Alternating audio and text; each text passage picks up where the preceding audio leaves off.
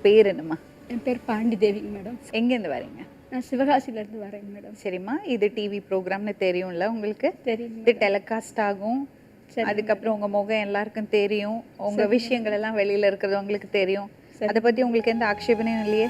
இல்லை மேடம். நீ யாரும் உங்களை கட்டாயப்படுத்தி கூட்டிகிட்டு வரல? அப்படின்னா இல்லை, சொல்லுங்கள்.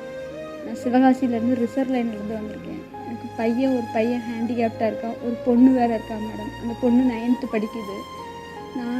எங்கள் வீட்டுக்காரரு நான் லவ் மேரேஜ் பண்ணி தான் நான் கல்யாணம் பண்ணிக்கிட்டேன் மேடம். அவர் ரொம்ப ட்ரிங்க்ஸுக்கு அடால்ட் ஆகிட்டாப்புல.